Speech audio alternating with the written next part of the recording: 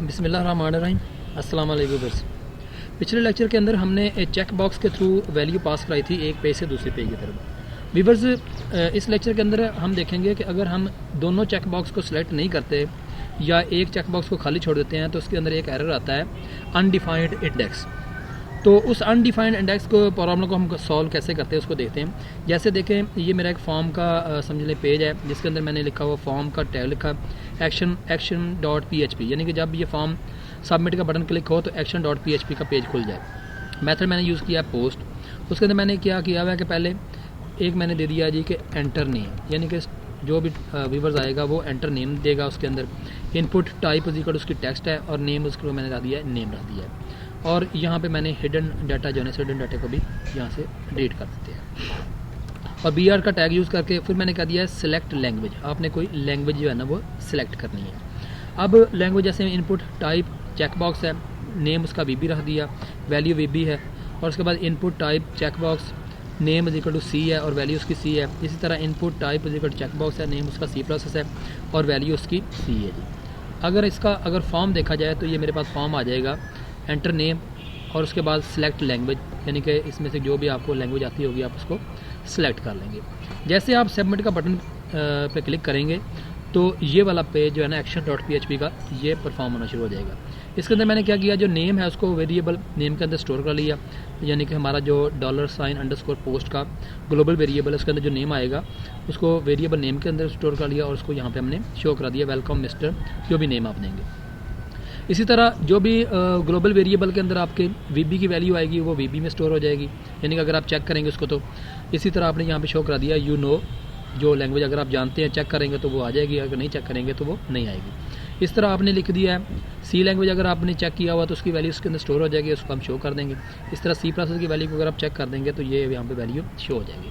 अब देखिए जैसे ही यहाँ पे मैं लिखता हूँ, यहाँ पे मैंने वैल्यू दे दिया जी शब्द और मैं यहाँ पे तीनों जो है ना लैंग्वेज जो है ना वो सिलेक्ट कर देता हूँ तो सबमिट करता हूँ। ये आ जाएगा welcome Mohammad Safdar Dogar, VB, C language and C, यानी कि C++ नहीं आ रहा बल्कि C लैंग्वेज आ रहा है। तो इसकी वैल्यू जो है ना वो क्या आ रही है जी, यहाँ पे देख लेते हैं जी। C++ इसको वेरिएबल का जो नाम है ना वो दे देते हैं जी C++।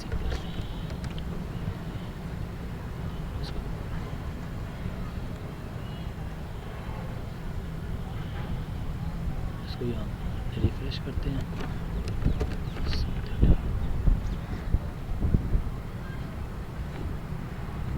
9 नंबर लाइन में एरर आ रहा है जी। बस इसको CP लिख देते हैं तो यहाँ भी C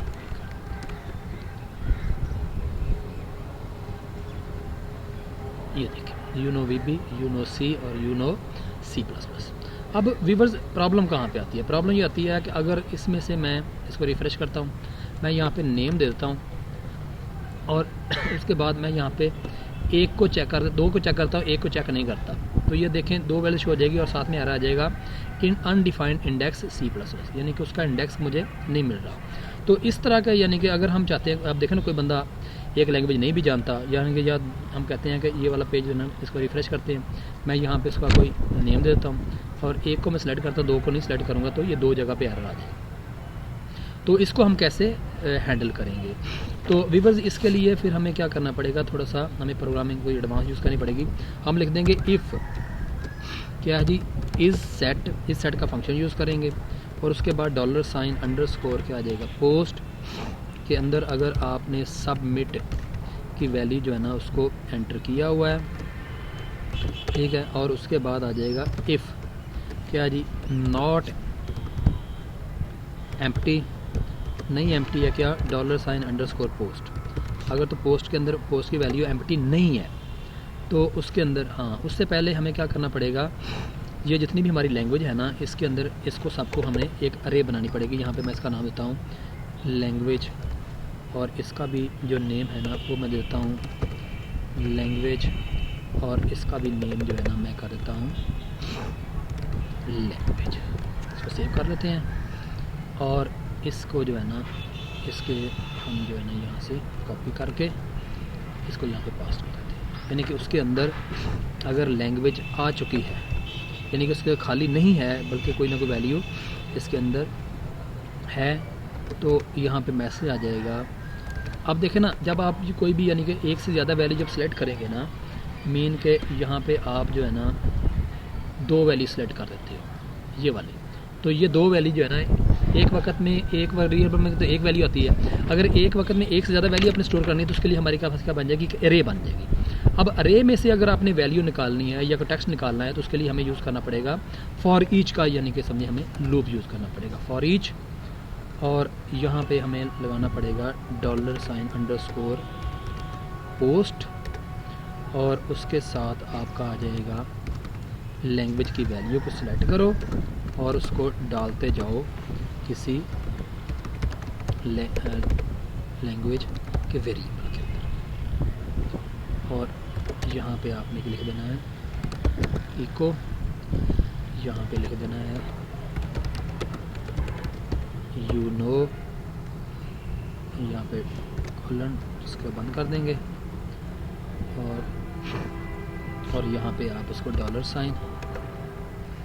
सॉरी यहाँ पे इसको सिंगल कोट करेंगे, और यहाँ पे आपका आ जाएगा ये वाला वेरिएबल, जो वैल्यू उसको आती जाएगी वो वैल्यू जो है ना इसको हम यहाँ पे शो कराते जाएंगे। और उसके बाद आप यहाँ पे BR का टैग भी जो है ना उसको यूज़ कर लें, क्योंकि वैल्यू एक से ज़्यादा शो होगी, और ये वाला पैरेंथेसिस इसकी क्लोज हो जाएगी, और ये वाली पैरेंथेसिस जो है ना आपकी इफ़ वाली क्लोज हो जाएगी।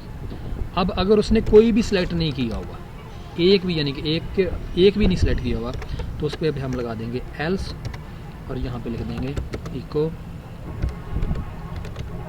प्लीज़ सिलेक्ट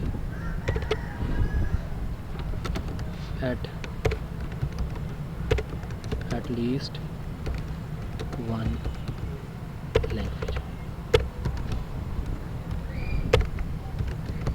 कोई एक लैंग्वेज जो है ना वो लाजमी सिलेक्ट करो। ये एल्स का क्लोज हो जाएगा और ये हमारा इफ़ वाला क्लोज हो जाएगा, और ऊपर नेम जो है वो शो कैसे हो जाएगा। अब देखें यहाँ पे कोई नेम देता हूँ 19 सफ़दर, और मैं इनमें से बल्कि इसको पहले रिफ़्रेश कर लेते हैं, मैं नाम देता हूँ सफ़दर डोगर, इसमें 2 सेलेक्ट कर लो तो तीसरा सेलेक्ट नहीं करता मैं, तो ये आ जाएगा welcome Safdar Dogar you know VB you know C language.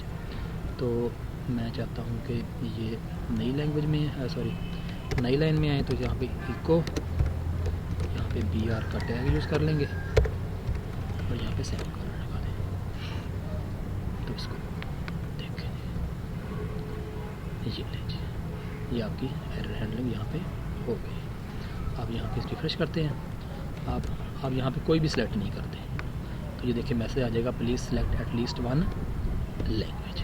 यहाँ पे रिफ्रेश करते हैं, और यहाँ पे मैं एंड वाले दोनों सेलेक्ट कर लेता हूँ, VB सेलेक्ट नहीं करता। तो ये देखें welcome Safdar Dogar you know C language and you know C+ language. तो ये तो था व्यूअर्स आपका, यानी कि इसकी समझे सोल्यूशन है। यानी कि पहले क्या करना है, इस सेट का फंक्शन लगाएंगे, यानी कि वो सेट यानी कि वो सबमिट का बटन आपने क्लिक किया हो तो और उसके अंदर वैल्यू, फिर हम कह देंगे इफ़ इस सेट का फंक्शन जो है ना या वेरिएबल जो है ना वो एम्प्टी नहीं है, यानी कि उसके अंदर कोई ना कोई लैंग्वेज है, तो अब वो अगर लैंग्वेज उसके अंदर आ रही है तो फॉर ईच के लूप के थ्रू उस लैंग्वेज में कोई एक लैंग्वेज को निकाल के हम वेरिएबल में डालते जाएंगे, और उसको यहाँ पे क्या करते जाएंगे, हम शो करते जाएंगे। अगर फॉर ईच लूप को आपको समझ नहीं आ रही तो मेरे पिछले वीडियो पे फॉर ईच लूप को यानी कि समझ लें काफ़ी डिटेल के साथ जो है ना वो डिफ़ाइन किया गया है, तो वो लेक्चर मेरा सुन लें तो आपको फॉर ईच की मज़ीद समझ आ जाएगी। अगर कोई क्वेश्चन जेन में रेज़ हो रहा हो तो कमेंट्स में डाल दें। आज का लेक्चर यहीं पेंड करते हैं। ओके बाय, अल्लाह हाफ़िज़।